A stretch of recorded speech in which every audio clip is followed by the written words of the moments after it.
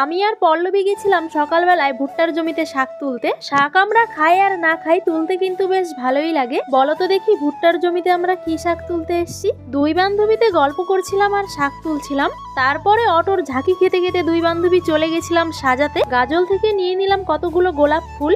প্রথমেই যাব হচ্ছে আকালপুর থেকে একটু ভেতরে, তারপর যেতে হবে আদিনা পান্ডুয়া। একটা ব্রাইড রেডি করে খুব খিদে পেয়ে গেছিল, তাই খাবার নিয়ে নিলাম রাস্তা থেকে। ওখানকার ভিডিও আর তোমাদের সাথে শেয়ার করতে পারলাম না, কারণ 2-3টে ব্রাইড একসাথে থাকলে অনেকটাই চাপ থাকে, যে কারণে বেশিরভাগ সময় ভিডিও করা হয় না। এখানে এসেও আমার কাজটা কমপ্লিট হয়ে গেছে। আকালপুরের ব্রাইডের রিসেপশন আর বিয়ের দিনকার দুটোর পোস্টই তোমাদের সাথে আগেই শেয়ার করা হয়ে গেছে ফেসবুকে। আসার সময় লোকের বিয়ের গাড়ি দেখে আমার বান্ধবী ভাবছিল যে কবে যে ওর বিয়ের গাড়িটা আসবে। আর আজকে পড়েছিল প্রচন্ড কুয়াশা। দার্জিলিং টাকা খরচা করে তার দার্জিলিং যাইতে পারবো না, তাই আমরা মশাল দিয়ে যাইতেছি।